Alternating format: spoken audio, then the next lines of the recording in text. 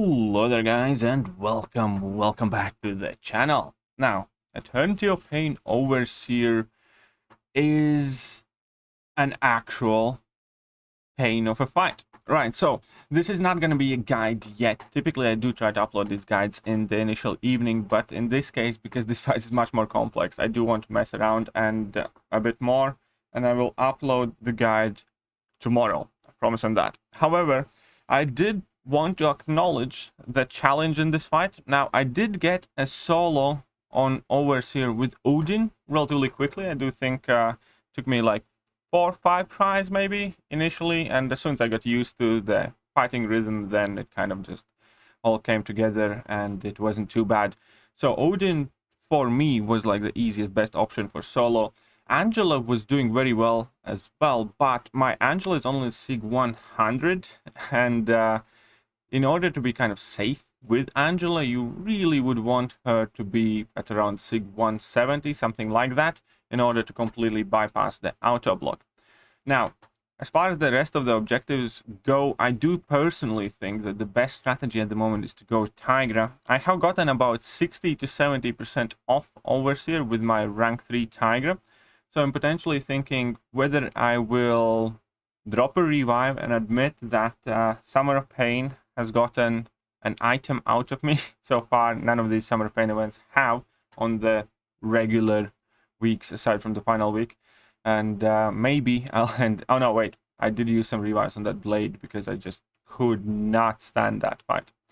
But this fight might get the better of me. And it was frustrating, but at the same time, there is a certain level of challenge to it. Obviously it does a very kind of significant roster check, but even if you have like quote unquote the best options, this fight is very tricky. It's very hard. Yes, you can kind of cheese it with Nick Fury. Nick Fury can do this fight extremely easily, so can a few more champions, but aside from that, when you do work for the objectives, it's a very tricky fight. So first of all, whenever you parry, you get a buff nullified. That can be a pain. Passive heal block automatically basically disqualifies you running Liquid Courage Double Edge. I had to take off my Liquid Courage Double Edge for this fight.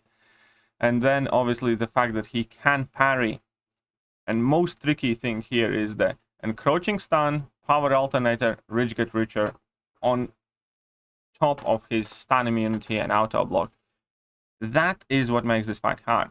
Therefore, always the best options for this fight are going to be some of the champions that basically ignore or let you ignore some of these nodes. For instance, you know, if you would completely take out of the equation Power Alternator, fight automatically gets significantly easier. Like, the reason why Odin is good for this fight, because he automatically takes away Rich Get Richer. There's no problem with that node because you're virtually always going to have more buffs than your opponent.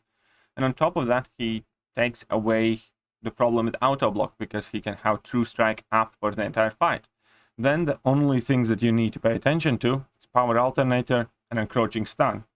And that's only 2 timers, like 2 nodes instead of 4, that makes it significantly easier. So ultimately, I wanted to make this video to acknowledge that this fight is evil. It is pure evil, and obviously I was getting somewhat frustrated in the stream, and as soon as I finished the stream, it kind of dawned on me, well, actually just before I finished the stream, I'm obviously making this harder on myself because I'm being stubborn and I'm refusing to use an item, even though I quite literally have items expiring in a couple of hours. Like, if I don't use those revives, they're gonna expire, you know, by the time I wake up. But definitely wanted to acknowledge that this is a hard fight, and wanted to remind people that it's okay to use some items as well. Now, if you're used to getting solos, and if you can't solo right now, or if it's going to take you 5 revives, that's okay. Those revives can be farmed and regained, and, you know, items are in the game to be used. And ultimately, the more I look at this fight, I kind of like it more, and let me explain why. So if you're going to jump to all of the requirements, for instance, obviously we can use an entire class of Mystic. So it's not like Mystic requirement is super kind of restrictive. Yeah, there will be plenty of champions that, you know, are not going to be the best for it. and you're probably going to have to use some items. But every single one of these Mystic Champions is capable of doing damage. And that's why I don't mind. That's why I don't mind, because you can use a couple of revives to get through it if you, for instance, have relatively weak Mystic class champions. Ultimately, there are some very cool interactions with Mordo. I do think Mordo can make this fight extremely interesting. And obviously, Tigra is, I think, the best option for Mystic and small champion objective. And again, there's tons of small champions in a game. These requirements are not like super specific. It's not like you have to use the champion with psychic shielding and there are like 5 champions with psychic shielding in the game. There's a ton of champions that you can use. You can use Misty Knight, Gamora if you have ranked her up. You can use Captain Britain. You can use Hitmonkey. Black Cat, I actually had a very good run. I got him down to about 40%, I think, on stream with Black Cat. And again, I was just being stubborn. Exited rather than finishing off the fight. And the last requirement, again, is Hero and Metal. And there's loads of Metal Hero champions in the game. And very few of them, again, counter this fight directly. But just the pure fact that everybody will have some of these champions at a decent rank up. And even if you don't have the perfect one, even if you have to use some items, you can get the fight done. As long as you're kind of tenacious enough, as long as you're, putting the effort in it. And yeah, I think that is when these challenge events should be. I do get sometimes somewhat worried that the community's attitude towards all of these events is that you look at the rewards and you think that Kabam owes you those rewards. You look at those rewards and you think that you deserve them. And if you can't beat the content, then, the content is wrong. The content's too hard. The content is bad. Not me. It's not that, I might not be ready for the challenge, or I might not play well enough, or I might not be tenacious enough to grind a few revives and defeat the opponent. It's Kabam's fault, right?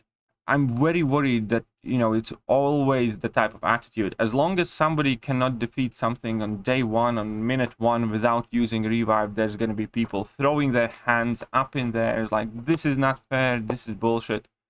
I mean, these fights are kind of meant to be bullshit. This is meant to be challenge type of content. And for what it is, I like it. I like it a lot. I appreciate this fight. I think it's, much more interesting compared to, for instance, what Blade was. Also, the requirements here are more interesting. And yeah, I suppose the main point of this video is to remind people that this is a challenging content. It's okay to use items. In fact, you're meant to use items. And as far as I'm concerned, bring it, Kabam. I want more of this stuff. Can't wait for Bishop now. No, but I'm serious. I think it's a very hard fight straight from the depths of hell, which is exactly why I love it. The super mean combination of heal block, thus you can't regenerate in basically any manner, and it's a passive heal block. Then obviously the fact that you can get parried, encroaching stun, power alternate, is just so much to work around in this fight, but all of it's kind of workable as well.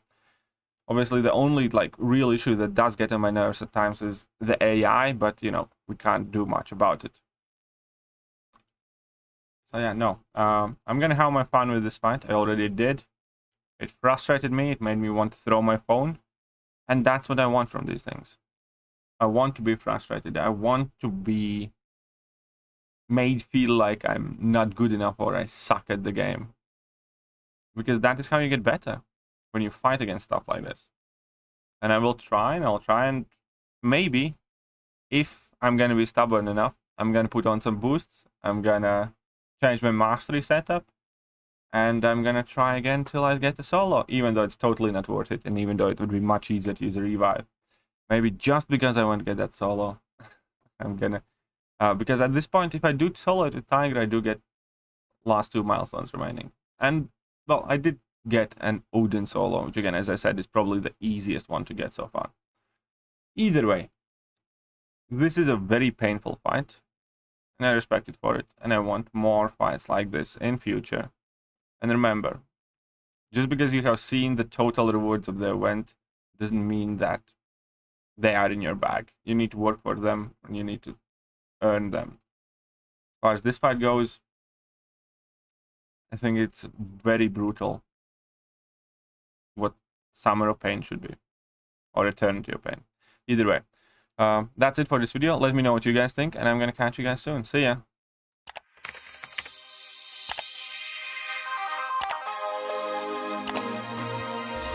Hello there guys, and welcome back to the channel. So we have all the information about